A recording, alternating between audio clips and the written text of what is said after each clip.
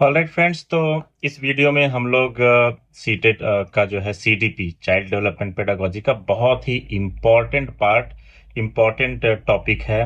Vygotsky, gene पियाजे और Kohlberg. तो इनके जो थियरी है, इनके जो साइकोलॉजिस्ट हैं, जो इन्होंने लिखा है, इसके बारे में हम लोग डिस्कस करेंगे। इसके बारे में पूरी पढ़ाई करेंगे, पूरा टॉपिक इस पे कवर करेंगे और साथ ही साथ मल्टीपल चॉइस क्वेश्चन भी सॉल्व करेंगे। 30-40 क्वेश्चन सॉल्व करेंगे सो दैट ये टॉपिक पूरी तरह से थॉर हो जाए, क्योंकि इस टॉपिक में से क्वेश्चन रहता ही रहता है। 100% गारंटीड है कि इसमें से क्वेश्चन आने ही वाला है। कम से कम 3 या 4 क्वेश्चन सीटेड वाले सीडीपी में इस पे पूछ लेते हैं। तो चलिए शुरू करते हैं। तो ऑलराइट फ्रेंड्स, तो हम लोग अभी शुरू करते हैं कि ये जीन पियाजे और कोहलबर्ग और बाइगोस्की थियरी है क्या, और इसमें से कैसे कैसे क्वेश्चन बनते हैं। तो चलिए शुरू करते हैं। तो आप देख सकते हैं कि 3 psychologist have been most well known theories. तो ये 3 साइकोलॉजिस्ट हैं जिनके थियरी बहुत ही फेमस हैं और सीटेट में बहुत बार इसमें क्वेश्चन, बहुत बार क्या, हर बार पूछा जाता है। तो सबसे पहले जीन पियाजे। तो जीन पियाजे का जो थियरी है वो बेसिकली एक स्विस साइकोलॉजिस्ट है और कॉग्निटिव थियरी ऑफ डेवलपमेंट उन्होंने दिया है। कब दिया है? 1936 में। तो ये हमें याद रखना है कि कौन सा थियरी दिया है। तो कॉग्निटिव थियरी और डेवलपमेंट ऑफ चिल्ड्रन के बारे में तो है ही, लेकिन कब दिया उन्होंने? 1936 में दिया। फिर इसके बाद लॉरेंस कोहलबर्ग है। लॉरेंस कोहलबर्ग जो है अमेरिकन डेवलपमेंटल है। ये क्या है? American developmental psychologist. और उन्होंने मोरल, ये याद रखना है फ्रेंड्स, मोरल डेवलपमेंट पे जिस पर दिया। आप जो है नोट्स बनाते जाइए, तो पूरा A to Z इसमें मैं बाइगोस्की और जीन पियाजे और कोहलबर्ग कवर करने वाला हूँ। तो चिल्ड्रन इन, ठीक है। तो इसके बाद हमारे पास लेओ बाइगोस्की है। लेओ बाइगोस्की क्या है? बेसिकली रसियन साइकोलॉजिस्ट है ये।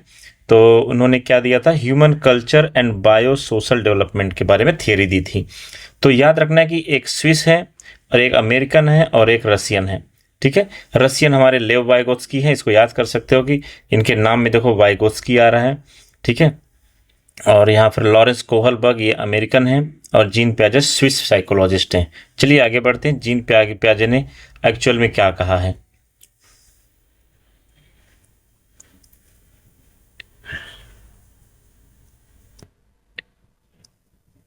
ठीक है, तो हम लोग बात करेंगे अभी जीन पियाजे थियरी ऑफ कॉग्निटिव डेवलपमेंट की। तो देखो, कॉग्निटिव का मतलब क्या होता है? तो किसी भी पर्सन का जो कॉन्शियस माइंड जो होता है, ठीक है, और उसे वो जो है एक्टिव रहता है, तो उसी को हम लोग कॉग्निटिव मीन्स बौद्धिक विकास कहते हैं, cognitive development. Cognition includes activity like reasoning and thinking. तो कॉग्निशन से किसी भी बच्चे में रीजनिंग और थिंकिंग का जो है, एक्टिविटीज से रिलेटेड रीजनिंग और थिंकिंग जो है उसमें उसके अंदर आता है। पियाजे observe the intellectual ability of children and adolescents, finding that children think in different way from adults. तो पियाजे के हिसाब से जो हमारा जो बच्चे हैं वो जो है एडल्ट से डिफरेंट वे में सोचते हैं, और उन्होंने 3 कंपोनेंट्स इसके लिए दिए हैं, और जो कि यहाँ पर नीचे दिया है। नंबर 1 है स्कीमा। तो सबसे पहले देखेंगे स्कीमा क्या होता है बेसिकली। तो यहाँ पर देख सकते हैं, स्कीमा पे हम लोग पहले डिस्कस कर लेते हैं।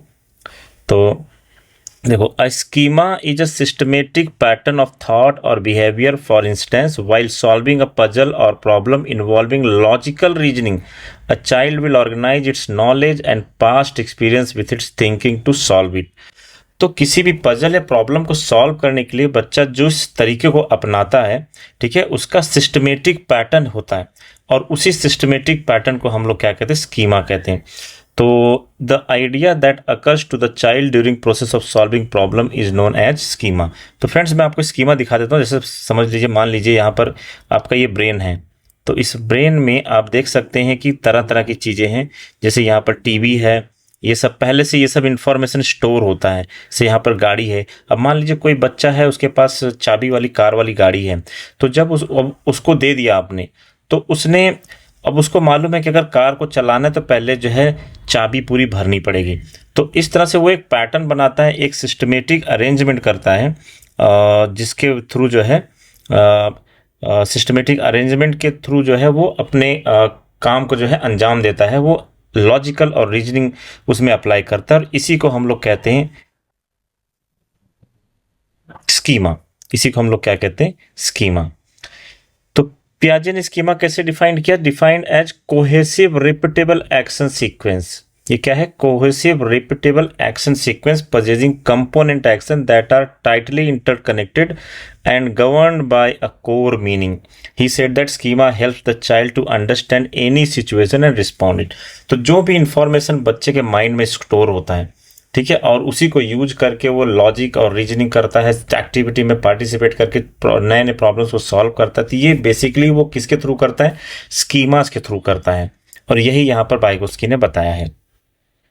आप देख सकते हैं ये जो है फोटो है, ये जो है पियाजे का स्विस साइकोलॉजिस्ट है, कोहलबर्ग अमेरिकन साइकोलॉजिस्ट है, मोरल डेवलपमेंट इन्होंने दिया था, और ये वाइगोत्स्की हैं। तो अभी हम लोग इनकी बात कर रहे हैं। तो वाइगोत्स्की ने क्या कहा था बेसिकली, तो वाइगोत्स्की ने कहा था कि जो भी चिल्ड्रन, जो भी बच्चा जो एक्टिविटी करता है उसको जो है लॉजिक और एक सिस्टमेटिक पैटर्न फॉलो करता है, सीक्वेंस फॉलो करता है, और उसको उन्होंने एक नाम दिया, दिमाग में जो भी इंफॉर्मेशन स्टोर्ड है उसको उन्होंने नाम दिया स्कीमा।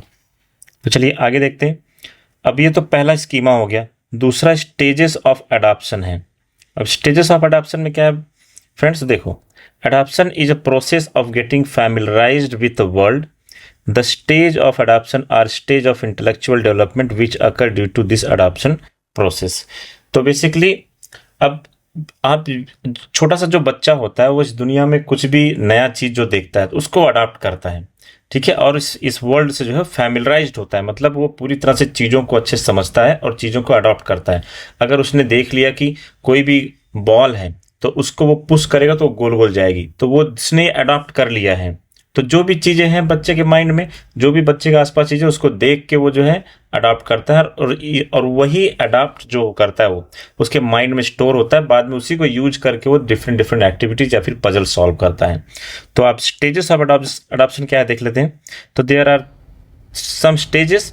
सो पहला है assimilation. This means absorbing something to present schemas. तो सबसे पहले एसिमिलेशन है, जिसका मतलब होता है कि जो स्कीमा है, जो हमारा ब्रेन है, ठीक है, आप देख सकते हैं इस ब्रेन में, तो जो भी नया चीज़ देखेगा वो यहाँ आके दिमाग में उसके स्टोर हो जाएगा। तो इसको हम लोग कहेंगे जो है एसिमिलेशन। फिर इसके बाद हमारे पास है अकोमोडेशन। अब अकोमोडेशन में क्या है, तो देखो, accommodation means what basically? Accommodation, this means changing the way of thinking and action for managing object. तो ये जो सोचने का जो तरीका, अब नया चीज जो बच्चा ने अगर एब्जॉर्ब किया है, एसिमुलेट किया है, ठीक है, तो हो सकता है कुछ नया चीज हो जिसकी वजह से उसका वे ऑफ थिंकिंग जो है चेंज हो जाए, और वो जो है चीज़ों को मैनेज करने के लिए उस चीज़ का यूज करें। फिर इसके बाद है equilibration, disequilibration. Equilibration takes place when child schema can deal successfully with the present information given through assimilation. तो अब जो है देखो यहाँ पर एसिमुलेशन क्या है, means absorbing something to present schema, कुछ नया चीज़ उसने एब्जॉर्ब किया। तो इक्विलिब्रेशन मतलब क्या होता है कि अब देखो वो जो है, जो नया चीज़ ने एब्जॉर्ब किया, क्या वो सक्सेसफुली वो बच्चा जो है उस चीज़ को जो है जो उसके पास इंफॉर्मेशन है उसके साथ सक्सेसफुली डील कर पा रहा है कि नहीं कर पा रहा है, ठीक है। तो अगर डील कर पा रहा है तो ये इक्विलिब्रेशन हो गया, मतलब उसके माइंड ने उस चीज़ को अडॉप्ट कर लिया, उसके स्कीमाज में वो जो है वो चीज़ अडॉप्ट हो गई है। लेकिन अगर नहीं कर पा रहा है तो फिर वहाँ पर जो है डिसइक्विलिब्रेशन हो जाएगा, तब वो कन्फ्यूज रहेगा उस चीज़ को लेकर। तो this provides motivation for the child development. अगर वो इक्विलिब्रेशन मतलब सक्सेसफुली होकर समझ में आएगा, हाँ ये ऐसा ऐसा हो सकता है, ऐसा ऐसा, वो लॉजिक रीजन लगाकर अपने स्कीमा में जो भी अकोमोडेशन है, असिमुलेशन है, जो भी नया चीज़ जो लेता है, और वो सक्सेसफुली अगर उसके साथ डील कर पा रहा है, समझ गया मतलब उस चीज़ को, तो उससे क्या होगा, बच्चे का जो है मोटिवेशन होगा कि हाँ उसको जो है कॉन्फिडेंस आएगा कि हाँ उसको चीज़ें समझ में आ रही है। How ever a equilibration occurs if new information cannot be deal with successfully with the existing schema। मतलब कुछ नया इंफॉर्मेशन है, उसके पहले उसके माइंड में कुछ अगर है, और अगर वो नहीं डील कर पा रहा है, चीज़ों को अच्छे से नहीं समझ पा रहा है, तो यहाँ पर क्या हो जाएगा, डिसइक्विलिब्रेशन हो जाएगा। Such a new situation will cause disequilibration. तो मतलब वो फेल हो गया चीज़ समझने में, उसकी वजह से वो डिमोटिवेट हो सकता है बच्चा। Beside these, maturation is an important factor which interacts to influence thinking. Maturation is the unfolding of biological changes that are genetically programmed. तो यहाँ पर जो है मैचुरेशन की बात आ जाती है। मैचुरेशन जो है एक इंपॉर्टेंट फैक्टर है जहाँ पर जो कि genetically the biological changes that are genetically, ये इंपॉर्टेंट लाइन है, इस पर से क्वेश्चन बन सकता है। बायोलॉजिकल, देखो अब maturation according to Vygotsky maturation क्या है, तो what is maturation? Maturation is biological changes that are genetically program. तो ये चीज को हमें जो अच्छे से समझना है। Organisation is one of the key concepts of Piaget's cognitive theory. तो it occurs internally apart from direct contact with the environment, मतलब आसपास की चीज़ों को के बगैर जो है विदाउट डायरेक्ट कॉन्टैक्ट के जो है ऑर्गेनाइजेशन होता है। ऑर्गेनाइजेशन मतलब चीज़ों को अच्छे से ऑर्गेनाइज करना, जो भी इंफॉर्मेशन आपके स्कीमा में है, जो आपके माइंड में है, उससे अच्छे से ऑर्गेनाइज करना। Organisation is the rearranging schema and linking with other schema to create strongly interconnected cognitive system. तो ऑर्गेनाइजेशन मतलब क्या है कि आप जैसे कुछ नया इंफॉर्मेशन आपके माइंड में, एक बच्चे के माइंड में आता है, तो वो जो है उसको अच्छे से अगर ऑर्गेनाइज करेगा, अच्छे से वो लिंक कर पाएगा, तो वो नए नए चीज़ों को और अच्छे से सीखेगा। तो इसीलिए यहाँ पर लिखा है कि organisation is a rearranging schema and linking with them other schema to create strongly interconnected cognitive system. मतलब आप जो एक चीज़ से दूसरे चीज़ में आप जो लॉजिक और रीजन लगा सकते हो, दो डिफरेंट एक्टिविटीज़ में अगर लॉजिक और रीजन आप लगा सकते हो, कोई बच्चा लगा सकता है, तो उसका मतलब क्या है, उसका ऑर्गेनाइजेशन स्किल अच्छा है। स्टेजेस ऑफ डेवलपमेंट है, तो स्टेज ऑफ डेवलपमेंट देखते हैं। Piaget suggested that children understand the world around them by adjusting their idea when they find difference between what they know and what they discover. This means that cognitive development of child comes before learning takes place. तो देखो यहाँ पर ये line important है seated point of view से कि just a minute. तो देखो यहाँ पर क्या बोला जा रहा है, यहाँ पर बेसिकली यही बोला जा रहा है कि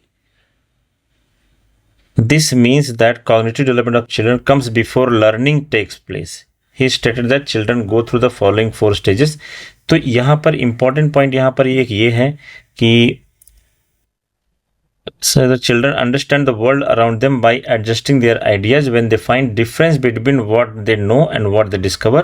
So दूसरा जो important part है यहाँ पर, this means that cognitive development of the child comes before learning takes place. तो इस पर जो है क्वेश्चन आया हुआ है आई थिंक, तो इस पर इसको आपको मार्क कर लेना है। तो कॉग्निटिव डेवलपमेंट जो है बच्चे का जो होता है वो लर्निंग से पहले आ जाता है, पहले से ही, मतलब वो लर्निंग तो बाद में करता है, लर्निंग वो बाद में करता है, पहले वो जो है चीज़ों को ऑब्जर्व करके बहुत सारा जो है उसका अंदर बौद्धिक जो डेवलपमेंट होता है और कॉग्निटिव डेवलपमेंट होता है। चलिए आगे बढ़ते हैं। तो 4 स्टेज हैं कॉग्निटिव डेवलपमेंट के। पहला तो है सेंसरी मोटर स्टेज, जो कि आपका होता है बर्थ से 2 साल तक। Infant and toddler acquires knowledge through sensory experience and manipulation of object, not through thinking. तो जो बचपन से, जो पैदा होने के बाद से 2 साल तक का जो बच्चा होता है, इनको हम लोग इन्फेंट्स या फिर टोडलर कहते हैं। And they acquire knowledge through sensory experience, ठीक है। तो अपने सेंसेस मतलब आँख हो गया, कान हो गया, टेस्ट करके उससे जो है वो एक्सपीरियंस करते हैं। एंड मैनिपुलेशन ऑफ ऑब्जेक्ट, और ये सोच नहीं पाते, ये जो बच्चे होते हैं ये सोच नहीं पाते।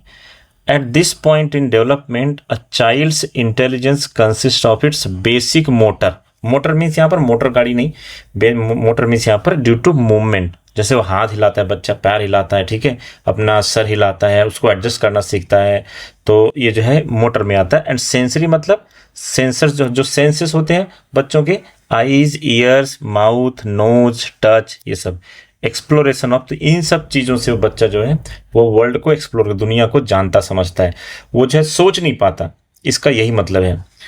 Piaget said that developing the understanding that objects continue to exist when they cannot be seen was an important element at this point of development of child. तो फ्रेंड्स, अगर आप एक बच्चा अभी जो जस्ट जो पैदा हुआ है, जो 1 महीने का है, 2 महीने का, 3 महीने का, या फिर 0 से लेकर 2 साल तक का जो बच्चा है, एक्चुअल में इनिशियल स्टेज में बहुत दूर तक नहीं देख पाता है।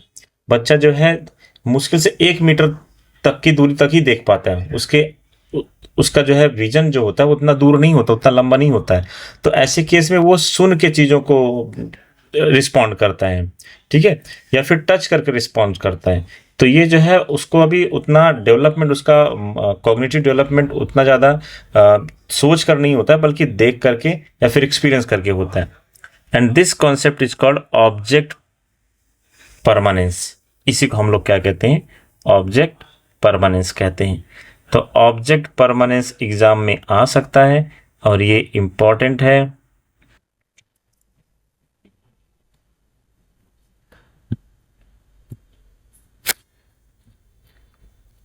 ओके,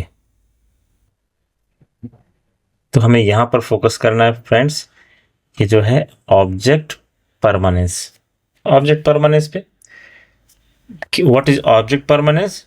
तो basically object continue to exist when they can not be seen was an important element of this topic of development. This concept is called object permanence. चलिए आगे बढ़ते हैं।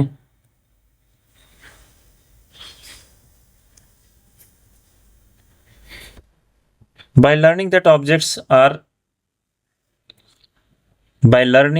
objects are separate and distinct entities and that they have existence of their own outside of individual perception, children are then able to begin to attach name and words to object. तो देखो यहाँ पर छोटा सा basically यही बोला जा रहा है, छोटा सा जो बच्चा होता है वो ऑब्जेक्ट को जो है देख कर, उसका जो है प्रॉपर्टीज जानकर, उसको फील करके वो खुद से उसका नाम दे देता है। ठीक है, जैसे छोटे छोटे बच्चे होते हैं ना, तो वो जो है कभी कभी चिड़िया को भी हेलीकॉप्टर बोल देते हैं।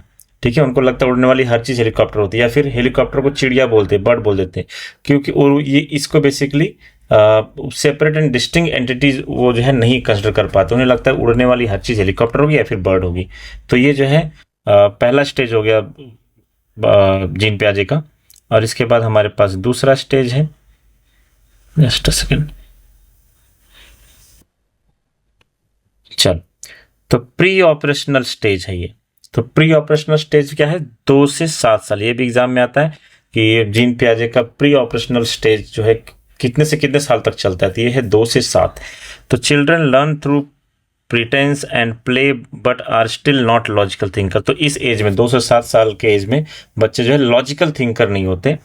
For instance an adult might take a lump of clay, यहाँ पर एक एग्जाम्पल दिया है, divided into 2 equal pieces with the different shape and give it a child this stage of cognitive development a choice between which piece to play with. तो मान लो बच्चे के पास एक क्ले है, आप उसको 2 इक्वल पार्ट में डिवाइड करो और एक को जो है कंप्रेस करके उस गोला एकदम बना दो छोटा सा, और दूसरे को आप जो है उसको दबा के जो है उसको चपाती ऐसा बना दो। तो ऑब्वियसली चपाती वाला जो शेप होगा वो बड़ा होगा और गोला जो होगा छोटा होगा। अगर आप उस बच्चे को दोगे कि किससे वो खेलना चाहेगा, तो ऑब्वियसली चपाती वाला उसको बड़ा लगेगा और वो जो है उसी से खेलना चाहेगा, उस ज़्यादा चांसेस है कि वही वाला वो क्ले लेगा। जबकि दोनों इक्वल हैं तो वो जो है ऑब्जेक्ट का जो है शेप से जो है क्वांटिटी नहीं पता कर पा रहा है। तो इसी को अब देखो, the adult has rolled 1 piece of clay into compact ball while the other is flattened into shape of chapati. Since the chapati shape look larger, the child will almost likely choose that piece even though the 2 pieces are exactly same overall size. जबकि दोनों क्या है, दोनों pieces क्या है, same है। In this stage, children remember object and happening and their thinking becomes more imaginative and centered on themselves. Concept formed are crude but not easily change afterward. तो इस एज में जो भी कॉन्सेप्ट बच्चा का बन जाता है वो बहुत ही क्रूड, रिजिड हो जाता है और वो जल्दी से चेंज नहीं होता। उसको लगता है वो जो सोच रहा है सही है, वही सही है, बाकी सही नहीं है। ठीक है, तो ये हो गया हमारा प्री ऑपरेशनल स्टेज 2 से 7 साल। और इस एज में जो है बच्चा जो है लॉजिकल थिंकर नहीं होता है, हालांकि थोड़ा बहुत सोचता है, वो सोचने लग जाता है बट वो लॉजिकली नहीं सोच पाता है अकॉर्डिंग टू जीन पियाजे।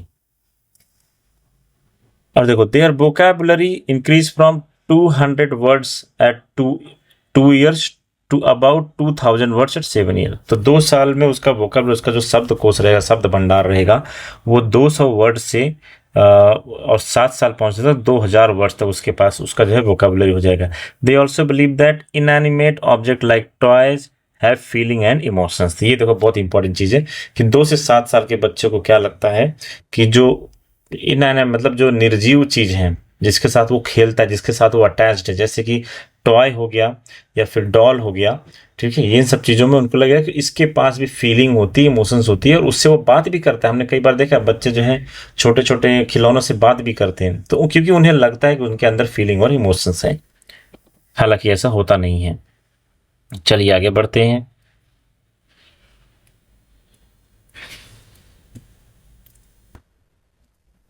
चलो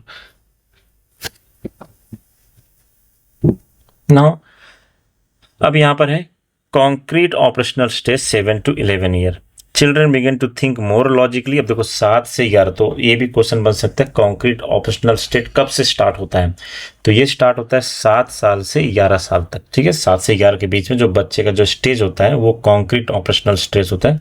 कॉन्क्रीट मतलब बहुत ज़्यादा सॉलिड, बहुत ज़्यादा रिजिड, बहुत ज़्यादा मतलब बहुत टफ। तो children begin to think more logically but there thinking may be very rigid, they tend to struggle with abstract and hypothetical concept. बहुत सारी चीज़ों में वो स्ट्रगल करते रहेंगे, उनको समझ में नहीं आएगा ये ऐसे कैसे हो गया, वैसे कैसे हो गया। हालांकि दे हैव लॉजिकल थिंकिंग, उनके अंदर लॉजिक वगैरह अब डेवलप होने लगता है। At this point children also become and wondering now, basically यहाँ पर बोल रहा है कि चिल्ड्रन जो है थोड़ा यहाँ पर जो है लॉजिकल हो जाते हैं। They also begin to understand that their thoughts are unique to them and that others need to share their thoughts, feeling and opinions. तो उन्हें क्या लगता है कि उनकी जो सोच है, उनके जो बिलीफ है वो यूनिक है और बाकी के लोग भी अपने थॉट्स उनसे शेयर करने चाहिए। So they start solving mathematical problem by using for instance building block, their finger etcetera. तो बच्चे इस एज में जो है 7 से 11 की एज में बच्चे logical problems, mathematical problems solve करने लग जाते हैं by using building blocks, blocks वगैरह बनाना सीखते हैं और फिंगर से कैलकुलेशन वगैरह करना सीखते हैं। वो ये कौन सी एज में होता है? 7 से 11 की एज में। They solve visual problem better than verbal one, so they realise that object remains the same even when they are turn around और देयर अपीयरेंस इज चेंज। तो अब उनको इस एज में जो चपाती उन्हें बड़ा लग रहा था, हालांकि दोनों सेम ही था, अब उन्हें अब जो है इस एज में जो है उस चीज़ से वो बाहर निकल आए हैं, और ऐसे में उन्हें जो है अपीयरेंस से वो जो है उनको पता है कि ऑब्जेक्ट जो है वो सेम है। अगर उसको टर्न कर देंगे, उसको घुमा देंगे, उसका एंगल चेंज कर देंगे और दूसरे अलग अलग व्यू से उसको दिखाएंगे, तो उनको इतना पता होता है कि हाँ ये चीज़ वही है, इसमें कोई चेंजेस नहीं है अगर आप उसको टर्न कर देते हो या फिर अलग अलग तरीके से उसको दिखाते हो।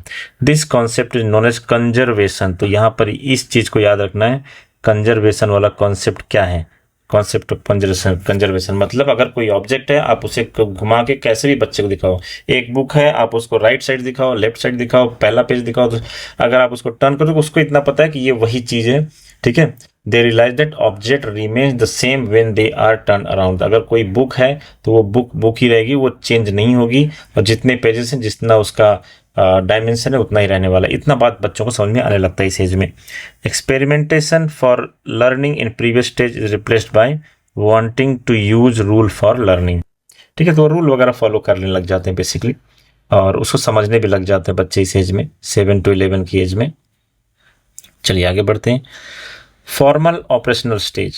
तो फॉर्मल ऑपरेशनल स्टेज कब से होता है? 11 ईयर to 15 ईयर के बीच में। तो 11 से 15 ईयर फॉर्मल ऑपरेशनल स्टेज होता है। This final stage of development involves an increase in logic, the ability to use hypothetical deductive reasoning and understanding of abstract ideas. At this point children become capable of seeing more than one potential solution of the same problem. तो इस age में बच्चा, जैसे कोई mathematics का एक problem है, वो 2-3 तरीके से सॉल्व करना सीख जाता है, ठीक है। उसके पास जो पोटेंशियल सोल्यूशन, किसी भी चीज़ का सोल्यूशन पता करने के लिए उसके पास अब एक तरह का जो है पोटेंशियल हो जाता है। And think more scientifically and logically about the world around them. तो अब वो साइंटिफिकली, इस एज में बच्चा साइंटिफिकली सीखने लग जाता है। They can do mathematical calculation and think creatively. They start introspecting, examining their own thoughts and feelings and thinking about their role in society. फिर इसके बाद Piaget considered that children intellectual development is a process in which they do not just add more information and knowledge to their existing knowledge as they get older, but that there is a qualitative change in how children think as they gradually progress through these 4 stages. तो कुछ नया नहीं इसमें। Thus the children at the age of 7 doesn't have more information about the world than he did at age 2. So there is also a fundamental change in how he think about the world. तो basically ये जो है पूरा development, पूरा जो है theory gene पियाजे ने दिया था। कॉग्निटिव डेवलपमेंट के बारे में बात करते हैं और इसके बाद हम लोग कोहलबर्ग जल्दी से कर लेते हैं। फ्रेंड्स, अगर आपको इसका पीडीएफ चाहिए तो आप जो है कमेंट बॉक्स में कमेंट कर दीजिए, मैं आपको पीडीएफ जो है भेज दूंगा, और या फिर मैं आपको जो है इसको जो है टेलीग्राम चैनल पर भी डाल दूंगा अपने। अगर यहीं पर चाहिए तो कमेंट बॉक्स में डाल दीजिए, मैं अपलोड कर दूंगा। Kohlberg theory of moral development. अब देखो, कोहलबर्ग पियाजे की थियरी पर काम किए, development of moral reasoning in the children as well as adult. He identifies 6 stages of moral development grouped into 3 level which are as follows. तो Kohlberg ने basically पियाजे की theory को आगे बढ़ाया उन्होंने, और 6 स्टेजेस उन्होंने दिए। तो पहला स्टेज है pre conventional level, that is stage 1 and 2 are combined to form this level during which morality is extremely controlled. तो यहाँ पर ये देखो, जीन पियाजे ने कॉग्निटिव डेवलपमेंट की बात की थी, और यहाँ पर जो कोहलबर्ग है वो मोरल डेवलपमेंट की बात करते हैं। This is usually at the primary and elementary level in school. तो ये जो कब प्री कन्वेंशनल स्टेज कब होता है, primary and elementary level school में होता है। Conventional level 3rd and 4th इसको दिया गया है, are combined to form this level during which morality is characterised by an acceptance of society's convention concerning right and wrong. This is at the ages of adolescence and young adulthood. तो ये conventional जो stage है, इसमें जो है basically बच्चा जो है सोसाइटी के अकॉर्डिंगली अपने आप ढालने लगता है। जो सोसाइटी कहता है ये राइट है, उसको राइट मानता है, सोसाइटी के हिसाब से जो गलत होता है फिर उसको वो भी गलत मानने लगता है। और ये एज बेसिकली एडोलेसेंस वाला है और यंग अडल्टहुड वाला है। फिर है प्री कन्वेंशनल लेवल। तो प्री कन्वेंशनल लेवल में देखो क्या आता है, stage 5 and 6 are combined to form this level, sometime also called as principal level। तो इसको हम लोग प्री कन्वेंशनल लेवल को प्रिंसिपल लेवल भी कहते हैं। इसको आपको नोट कर लेना है friends. Principle during which morality is controlled by individual own perspective which may be preferred over society's view, so thus individual may even disobey rule। sometimes, ये sometimes रहेगा, sometimes disobey rule which do not match their own principle। तो इस age में बच्चा जो है, इस level में बच्चा जो है रूल तोड़ भी सकता है, क्योंकि उसे लगता है कि हाँ ये सही नहीं है। चलिए आगे बढ़ते हैं।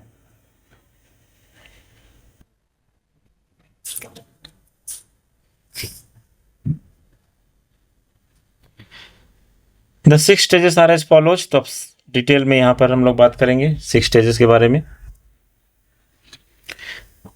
नंबर 1 है obedience and punishment orientation. Children at this stage of moral development will follow rules to avoid punishment by the adults. तो इस स्टेज में क्या होता है फ्रेंड्स, कि बच्चा जो है ओबीडियंट और पनिशमेंट ओरिएंटेशन चिल्ड्रन, मतलब इसका मतलब ये हुआ कि बच्चा इस उम्र में जो है ओबीडियंट होता है और पनिशमेंट से बचने के लिए जो भी बड़े लोग उसको रूल्स बताते हैं उसको वो फॉलो करता है। The worse punishment for the act is more bad the act is understood to be. तो worse the punishment for the act more bad the act is, मतलब अब देखो, जिस उसको अगर मालूम है कि जिस चीज़ के लिए अगर किसी से झगड़ा करता है तो उसके लिए कुछ अलग पनिशमेंट होगा, किसी को जो है हर्ट करता है उसके लिए अलग पनिशमेंट होगा। तो जितना बड़ा पनिशमेंट होगा उतना ही बड़ा जो है एक्टिविटी होगा उसका। ऐसा मतलब वो ऐसा मानने लगता है कि अगर मान लो किसी काम के लिए 5 थप्पड़ पड़ रहे हैं उसको, या फिर पनिशमेंट मिल रहा, थप्पड़ तो नहीं बोल सकते, पनिशमेंट मिल रहा था, जितना बड़ा पनिशमेंट उतना बड़ा जो है बैड एक्टिविटी में काउंट होगा। ऐसा बच्चा सोचता है। और ये कौन से स्टेज में होता है, और इस स्टेज को हम लोग क्या कहते हैं, ओबीडियंस एंड पनिशमेंट। तो मतलब पनिशमेंट से बचने के लिए बच्चा ओबीडियंट हो जाता है। An instance of such behavior is that the child's classmate asks the child to avoid going to school and go playing with him.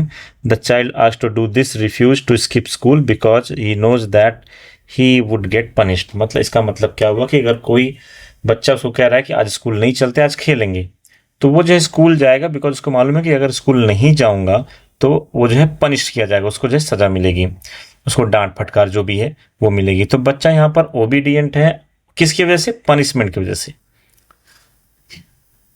दूसरा है self interest and reward orientation. In this stage correct behaviour is understood as whatever the child believe to be in its best interest. तो इस age में हम लोग उसका बच्चे का पूरा बिहेवियर समझ में आता है, but does not consider it's reputation और relationship to groups of people, thus children follow rules to get the reward they are expecting for obedience to rule। तो इसमें जैसे हम लोग बच्चों को लालच देते हैं कि अगर आप ये काम करोगे, ऐसे करोगे तो आपको चॉकलेट मिलेगा, आपको ये गिफ्ट मिलेगी, आपको घड़ी मिलेगी। तो वो रिवॉर्ड और सेल्फ इंटरेस्ट के लिए जो है वो क्या होता है, वो ओबीडियंट हो जाता है। An instance is when children asked by its parents to go from home to a nearby shop to buy something and offer the child an incentive by giving it some additional money. मतलब जैसे बच्चे लोग को हम लोग बेचते ना कि जाए सामान लेके आ जा, 2 रुपया बच जाएगा, 2 रुपया तू कुछ खा लेना। तो वो क्या हो गया उसके लिए, वो बात मानेगा कि वो ओबीडियंट हो गया, लेकिन किसके वजह से, उसका अपना सेल्फ इंटरेस्ट है, क्योंकि उसे पता है वो जाएगा तो उसे 2 रुपया मिलेगा और उसमें उसको रिवॉर्ड भी मिलेगा।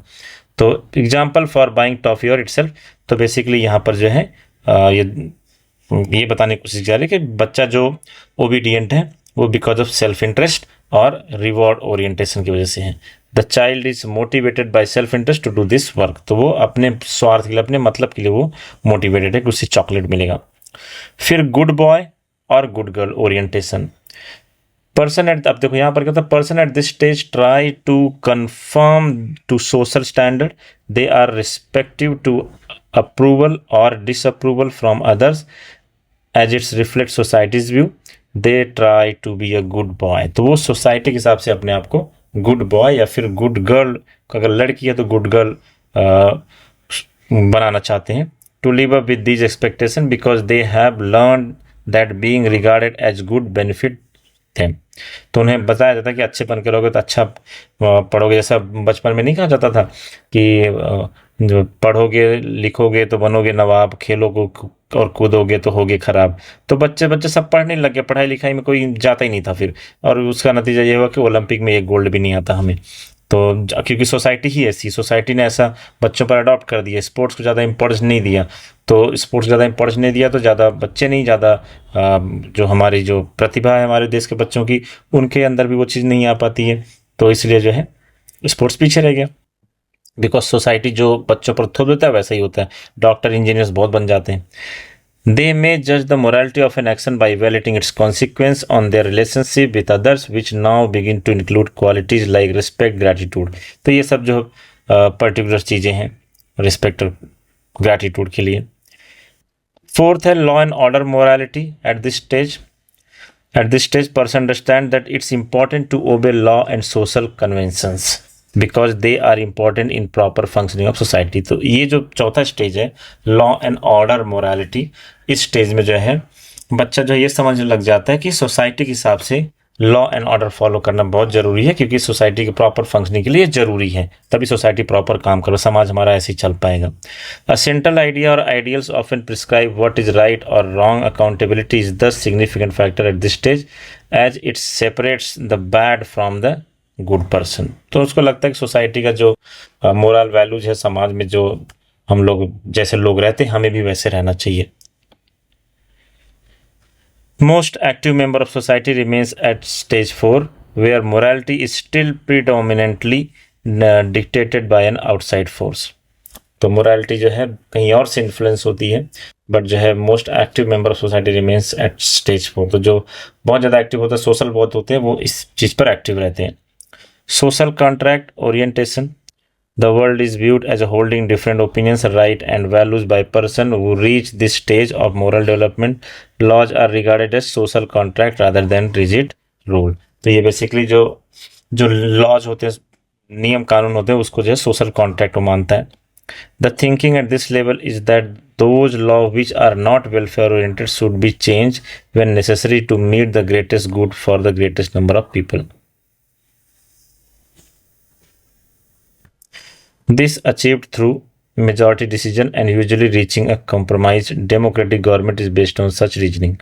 तो बेसिकली यहाँ पर बोला जा रहा है कि कुछ जो लॉज होते हैं वो जो है ज़रूरी नहीं होते। बच्चा ऐसा समझता है कि ये किसी काम का नहीं है या फिर ये काम का नहीं, तो इसे हटा देना चाहिए, या फिर मेजॉरिटी लोग जो चाहते हैं वैसा, क्योंकि डेमोक्रेटिक गवर्नमेंट जो है इसी रीजनिंग पर चलती है। Just a minute. Okay. Last, universal ethical principle orientation. At this stage, moral reasoning become based on abstract reasoning using universal ethical principle. Laws are valid only if they are justified and may be disobeyed if they are unjust. तो basically यहाँ पर कहा जा रहा है कि ये जो स्टेज है ये किसी भी बच्चे के लिए बेसिकली बहुत ही खतरनाक स्टेज भी हो जाता है। और इस स्टेज पर क्या होता है, मोरल जो रीजनिंग होता है उसका जो मोरल जो वो सोसाइटी को लेके जो सोचता है, आसपास की लोग चीज़ों को जो देखता है, तो उसका एक रीजनिंग जब यूनिवर्सल एथिकल प्रिंसिपल ओरिएंटेशन आता है बच्चे के अंदर, तो उसको रीजनिंग अगर उसको लगता है कि अगर ये वैलिड है और जस्टिफाइड है, कोई भी अगर लॉ है तो ही उसे फॉलो किया जाना चाहिए, या फिर उसको वो तोड़ भी सकता है, वो disobey if they are unjust. तो अगर जो है वो उतना लॉजिकल नहीं है, उतना उसको दिमाग में नहीं समझ में आ रहा है, तो वो उसको तोड़ सकता है। तो legal rights are unnecessary as social contract are not essential for moral action.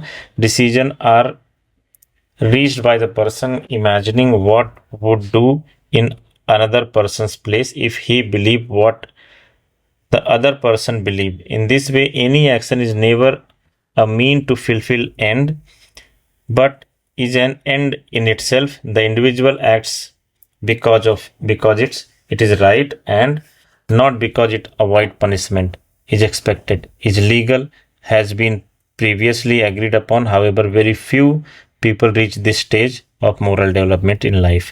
तो बेसिकली यहाँ पर यूनिवर्सल जो अडॉप्शन है, यूनिवर्सल एथिकल प्रिंसिपल ओरिएंटेशन जो है, यहाँ पर वो बच्चा अब यूनिवर्सली सोशल समाज के दायरे में रहकर नहीं सोचता, वो यूनिवर्सली सोचता है कि अगर ऐसा हो सकता है, अगर कोई रूल है, कोई सोसाइटी में कोई लॉ है और उसको वो लॉजिकल नहीं लग रहा है, तो भले ही वो फॉलो करना बहुत ज़रूरी है, तो बच्चा उसको तोड़ सकता है। और इस स्टेज पर बहुत कम लोग ही पहुँच पाते हैं। तो ये हो गया हमारा कोहलबर्ग। अब हम लोग बात करेंगे Vygotsky.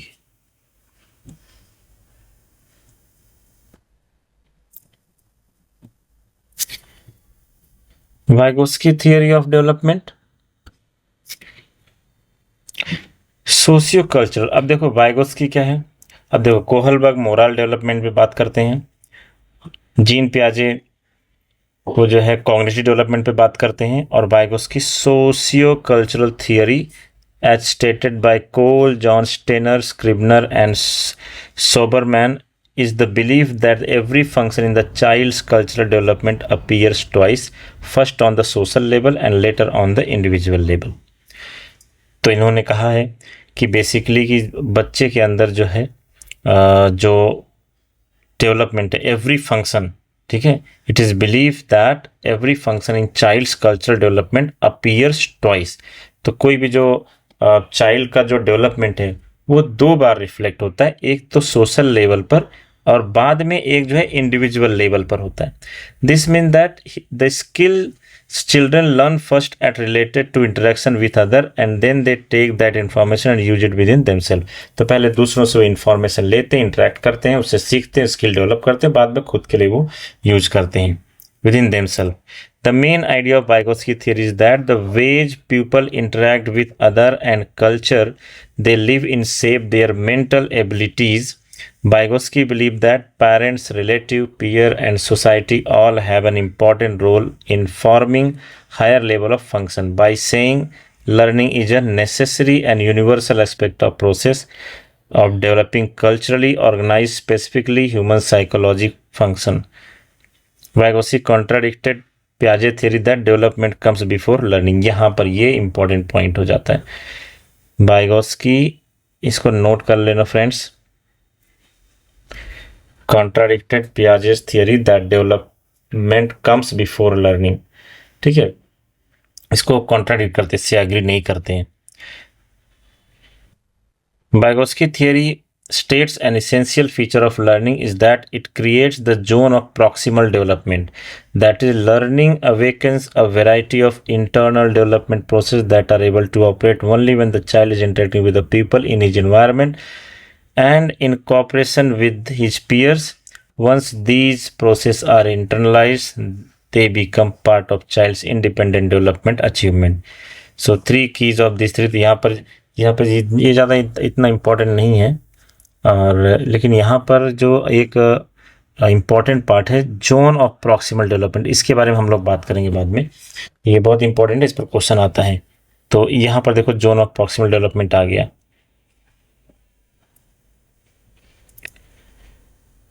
Now what is zone of proximal development? Very important. This is the gap between the actual development level of person as determined by independent problem solving and the level of potential development as determined through problem solving under adult guidance or in collaboration with more capable peers.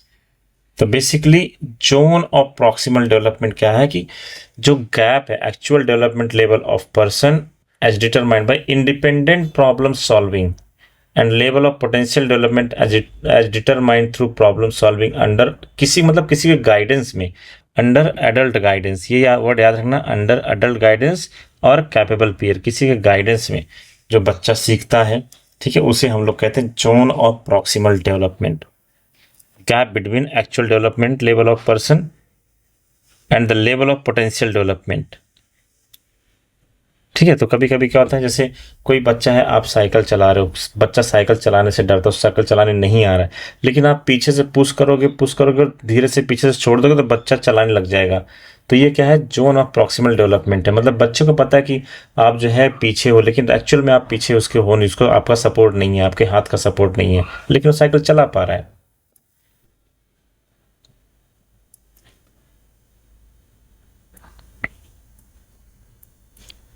Okay, आगे बढ़ते हैं, थोड़ा सा ही रह गया अभी।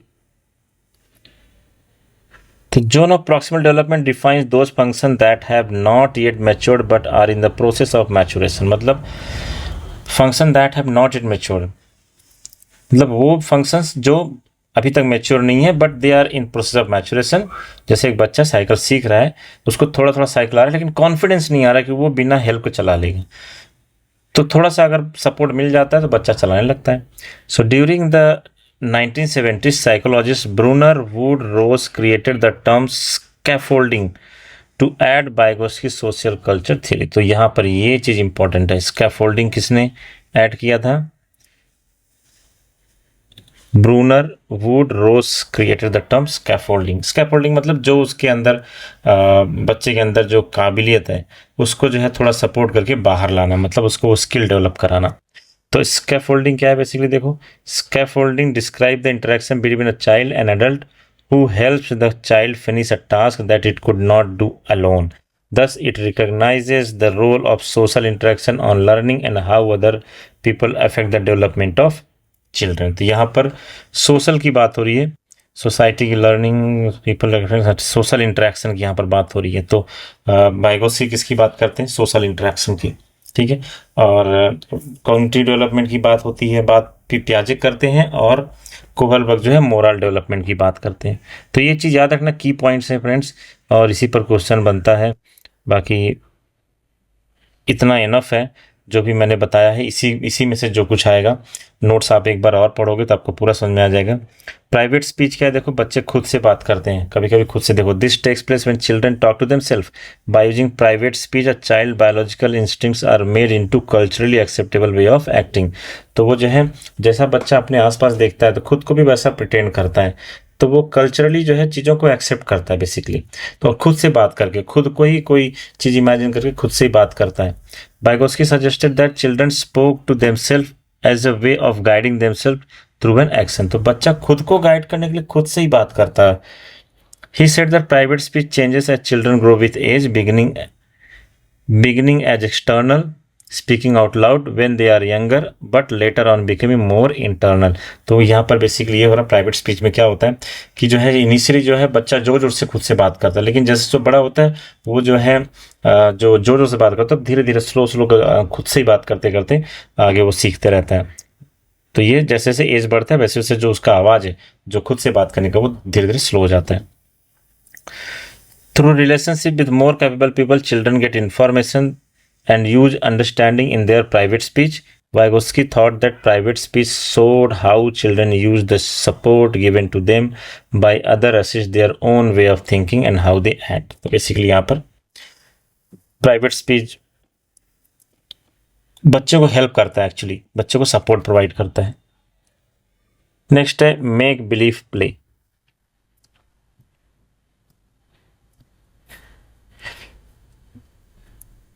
This is one of the main ways of development during the preschool. Here children use make-believe play like playing house to test multiple skills and achieve important cultural abilities.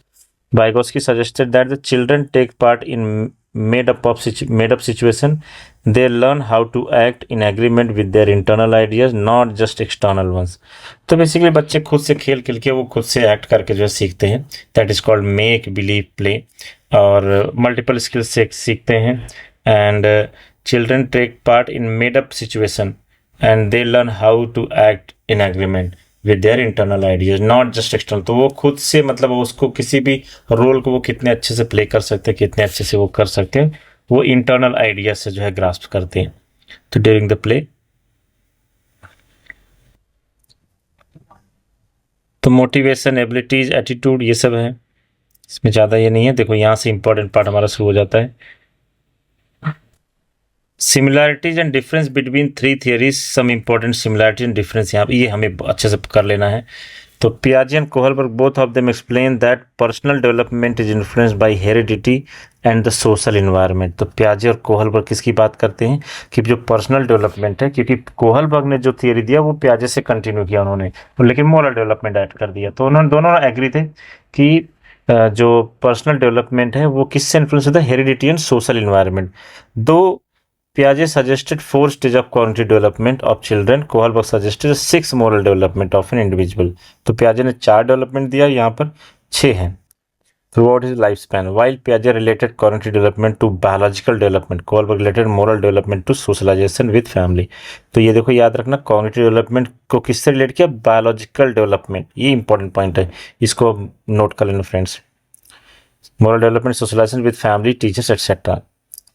Piaget and Vygotsky both of them said that children build knowledge through experience. दोनों experience सीखते हैं, दोनों ने कहा कि बच्चे experience सीखते हैं। However, while Piaget said that children learn from their own adaptive and organizing ability, Vygotsky said that children learn from social interaction. तो एक कह रहा है बच्चा खुद से सीखता है, दूसरा कह रहा है कि सोशल इंटरेक्शन सीखता है। तो ये सिमिलरिटी और डिफरेंसेस हैं। Vygotsky emphasized that role of culture in cognitive development. तो कल्चर का भी रोल होता है, ठीक है, कल्चर का डेवलपमेंट में रोल होता है। ऑल्सो वाइल पियाजे said that biological development comes before learning starts, Vygotsky stated that socio cultural learning cause development. तो ये सिमिलरिटी जो डिफरेंसेस है इसको एक बार अच्छे से पढ़ना फ्रेंड्स, इस पर भी क्वेश्चन आता है। और ये खत्म होने को आया है, पूरा टॉपिक ऑलमोस्ट हो गया है। Just a minute, yes. तो इसी के साथ ये जो है पूरा ख़त्म हो जाता है। आपको ये पूरा नोट्स चाहिए तो आप जो है कमेंट में लिखिए, और मैं आपको कमेंट में टेलीग्राम लिंक दूंगा, वहाँ से भी आप ले सकते हैं, नहीं तो मैं लिंक यहाँ पर शेयर कर दूंगा। Thank you so much for watching. और इसके बाद हम लोग MCQ करने वाले फ्रेंड्स, तो नेक्स्ट वीडियो में आप MCQ देख सकते हैं, ठीक है।